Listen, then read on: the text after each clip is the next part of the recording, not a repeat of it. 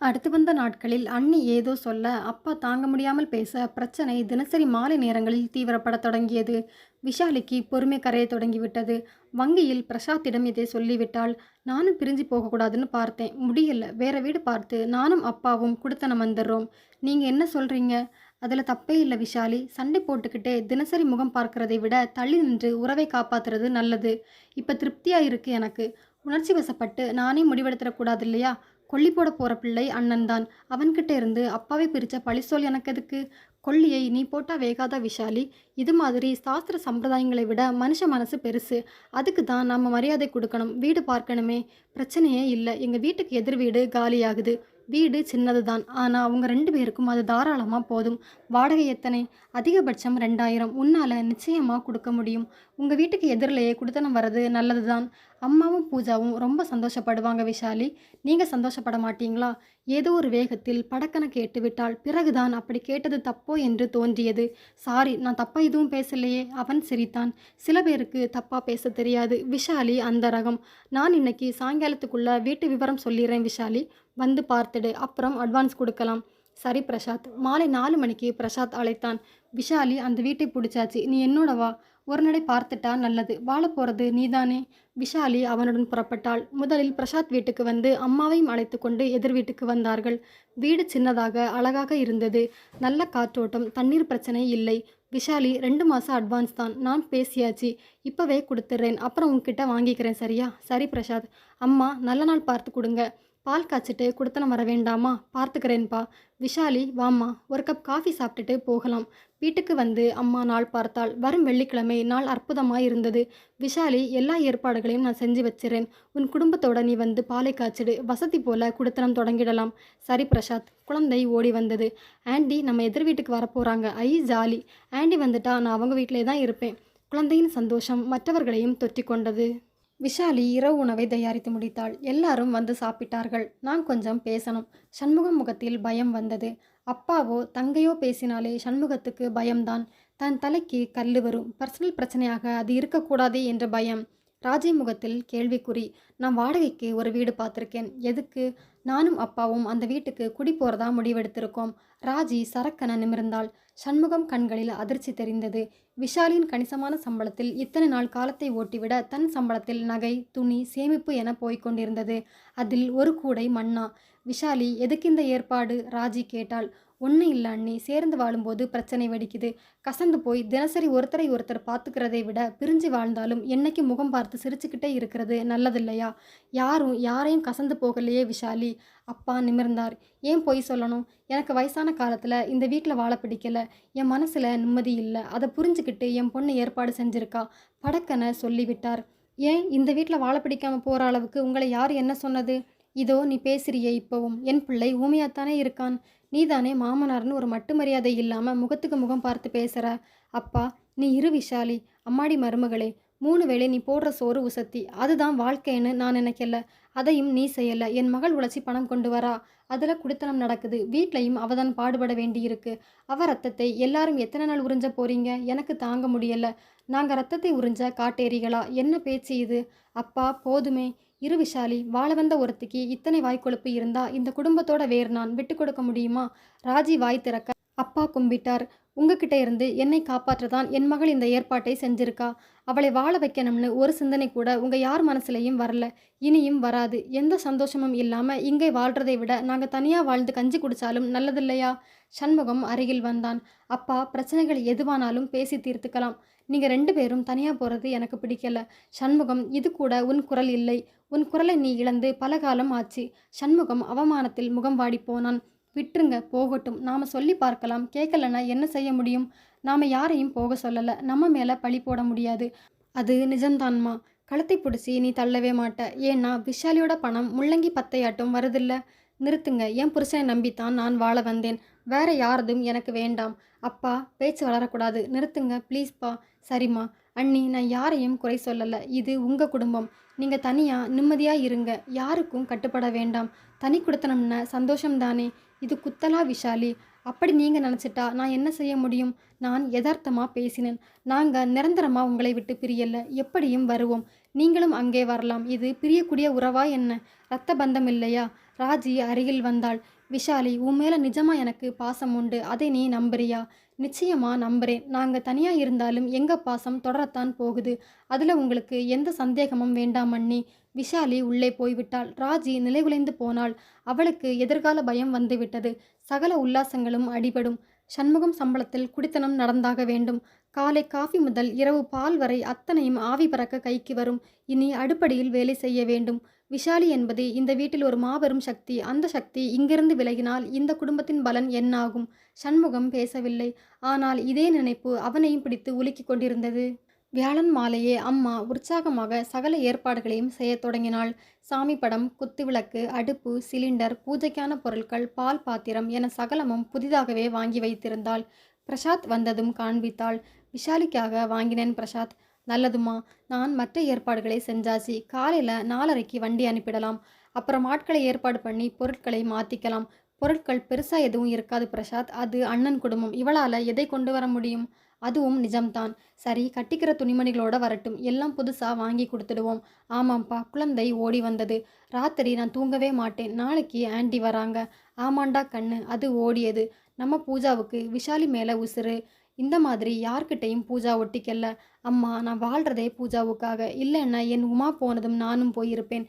பூஜாவோட சந்தோஷம் என் சந்தோஷம். அது தொடரட்டும் பிரசாத்.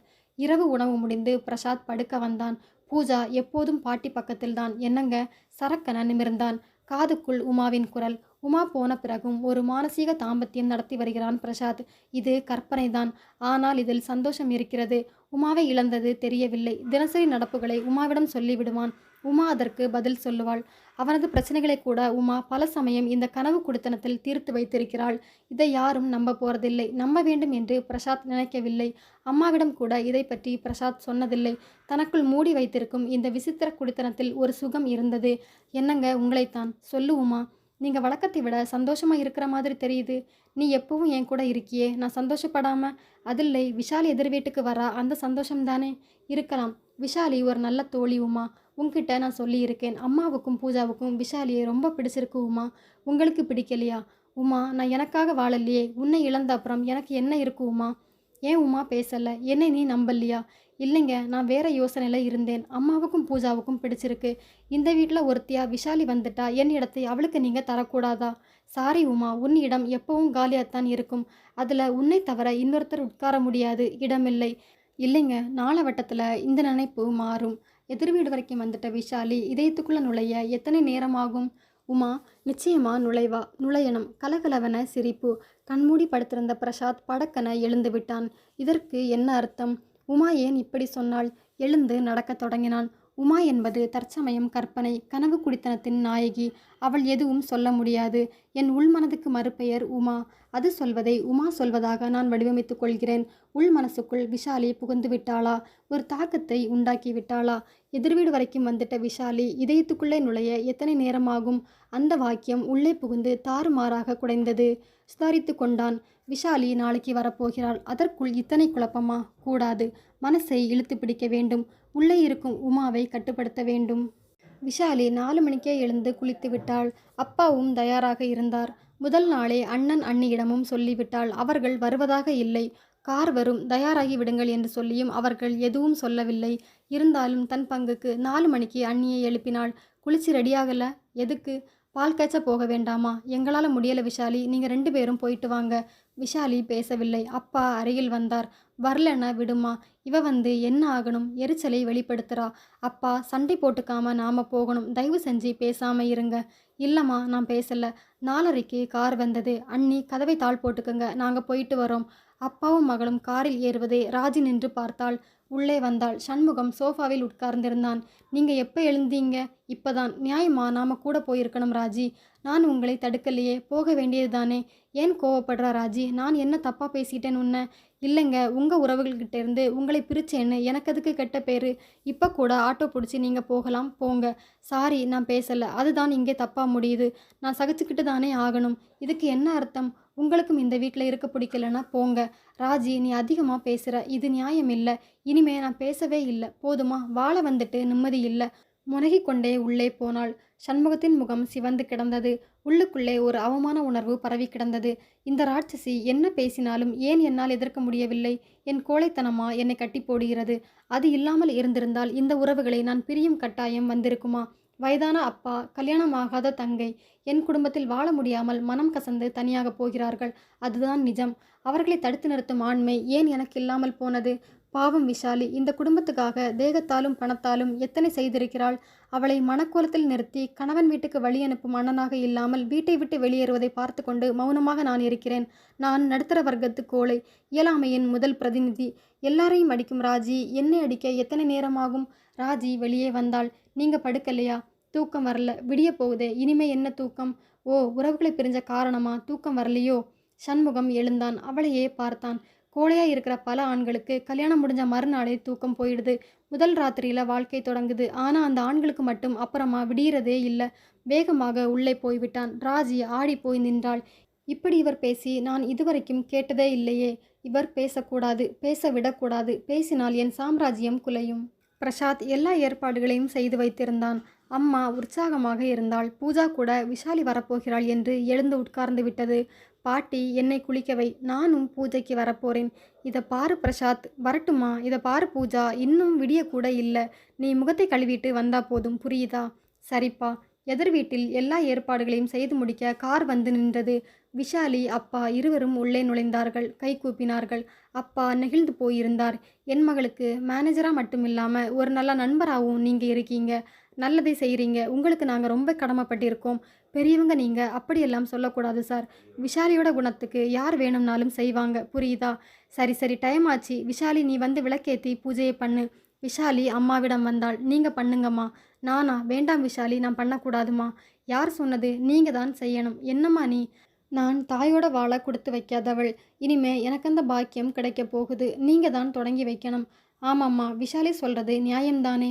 சரிம்மா. அம்மாவை விளக்கை ஏற்றி பூஜையை செய்தாள். பாலை காய்ச்சினாள். விஷாலி அதை எல்லாருக்கும் தந்தாள். பூஜா விஷாலியை விட்டு நகரவில்லை. சரி விஷாலி, உங்கள் பொருட்களை கொண்டு வர ஆட்கள் தயார். எந்த மாதிரி வாகனம் வேணும்? அதிகம் எதுவும் இல்லை பிரசாத். எல்லாமே இவ வாங்கி வச்ச பொருட்கள் தான் அங்கே. ஆனால் இப்போ எடுக்க முடியாது. அப்பா சும்மா இருங்க. பிரசாத், யார் வாங்கி வச்சதா இருந்தா என்ன? அது அண்ணனோட குடும்பம். அங்கிருந்து எதையும் எடுத்துட்டு வர நான் விரும்பல. அது முறையும் இல்லை. இருக்கிறது போதும். முடிஞ்சா வாங்கிக்கலாம். பிரசாத் அம்மா இருவரும் அவளது பெருந்தன்மை எண்ணி பரவசப்பட்டார்கள். மிக குறைந்த பொருட்களே இருந்தன. அவசரமாக வாங்க வேண்டிய சில பொருட்களுக்கு மட்டும் விஷாலி பட்டியல் போட்டாள். அன்று மாலைக்குள் பாத்திரங்கள், மிக்சி, கிரைண்டர் போன்ற ஐட்டங்கள், டிவி, ஃப்ரிட்ஜ், துவைக்கும் மிஷின், ஃபர்னிச்சர் என சகலமும் வந்து இறங்கிவிட்டது. விஷாலியும் அப்பாவும் மிரண்டு போனார்கள். பிரசாத், என்ன இது? விஷாலி, உன் குடும்பத்துக்கு தேவையான பொருட்கள். இதெல்லாம் இல்லாமல் இப்போ எல்லாம் வாழ முடியறதில்ல, புரியுதா? எல்லாம் சேர்ந்து எவ்வளோ ஆச்சு? அப்பா கேட்டார். குறைந்தபட்சம் 1,00,000 ஆயிருக்கும். இந்த கடனை எப்போ சார் நாங்கள் தீர்க்க போகிறோம்? விஷாலி பெருமூச்சு விட்டாள். தீர்க்கலாம். நீங்கள் யார்கிட்டையும் கடனாளியாக இருக்க மாட்ட, கவலைப்படாதே. இரவு சமையல் இங்கேயே செய்து எல்லாரும் சாப்பிட்டு விடலாம் என்றாள் விஷாலி.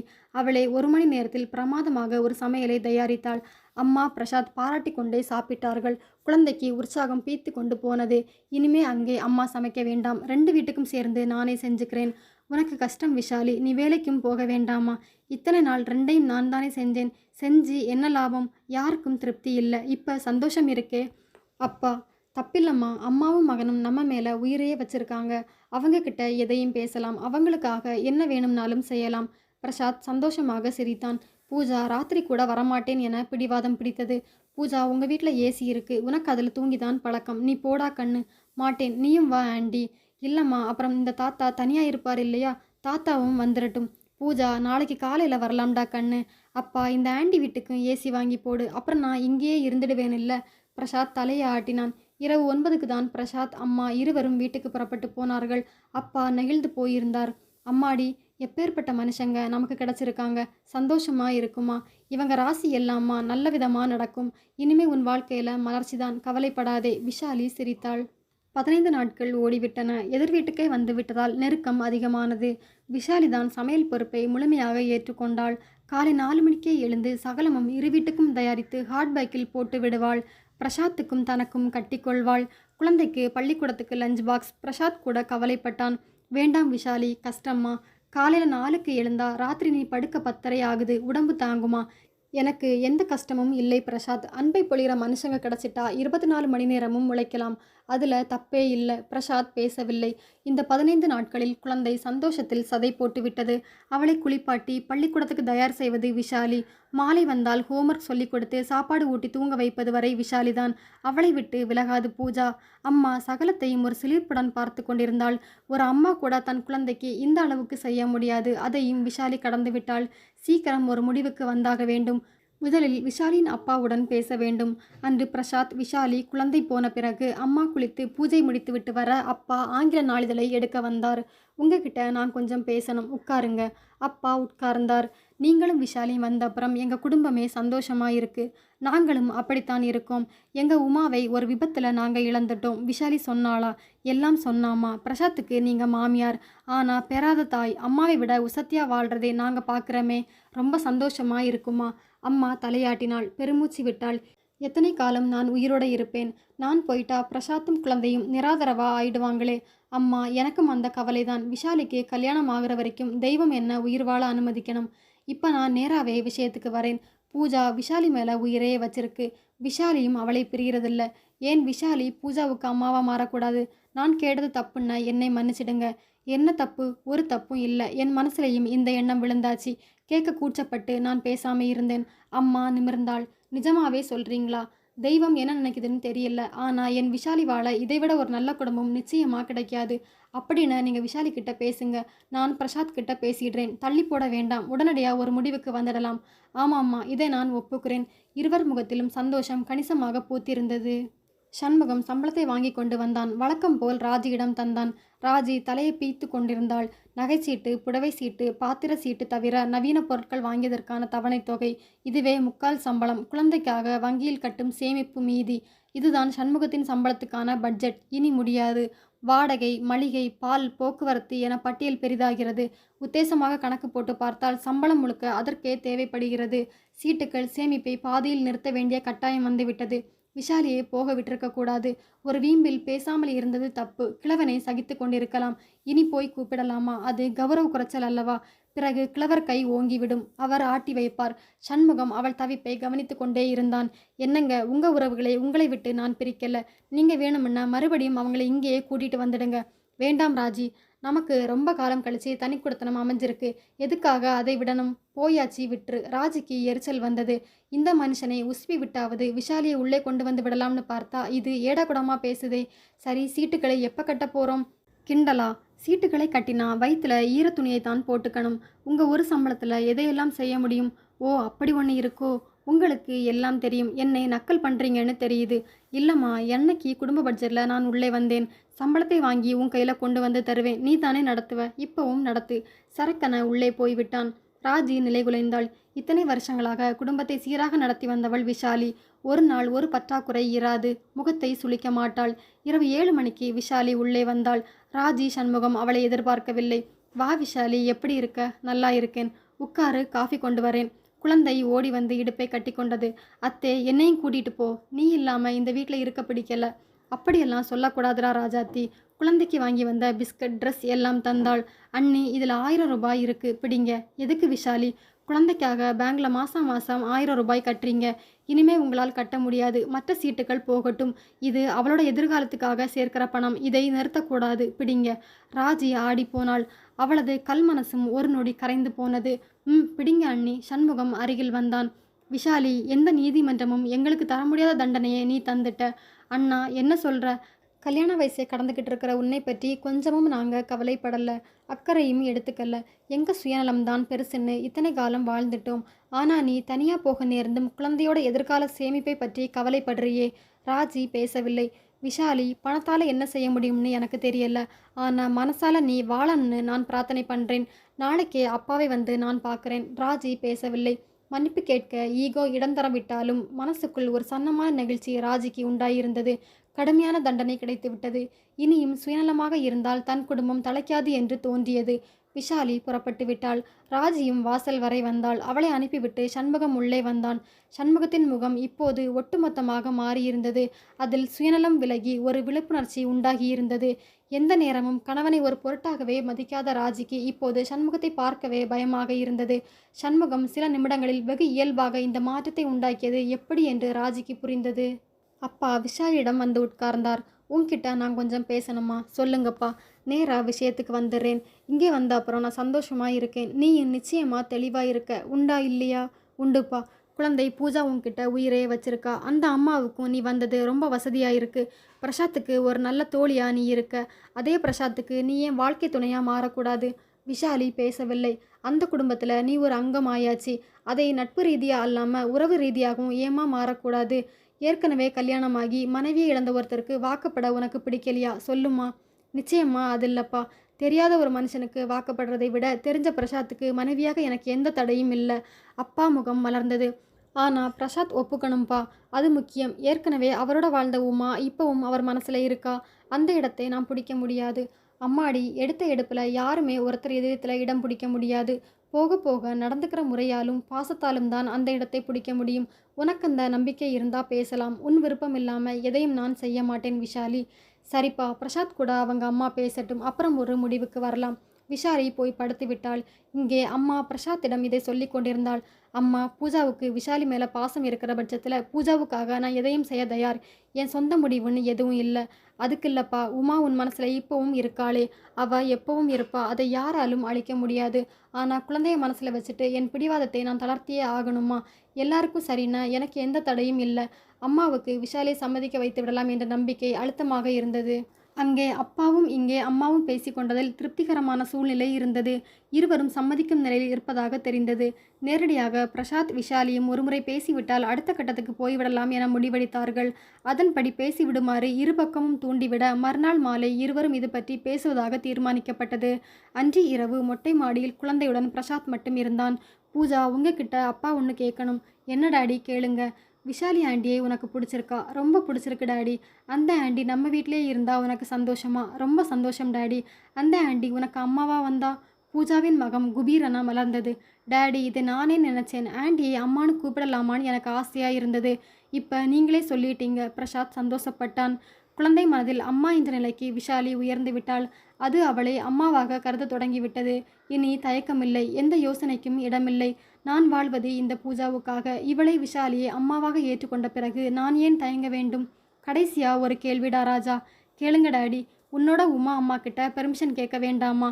கேட்டுட்டேன் டாடி. படக்கென பதில் வந்தது. பிரசாத் ஆடி போனான். கேட்டுட்டியா? ஆமாம், கனவுல உமா அம்மா வந்தாங்க.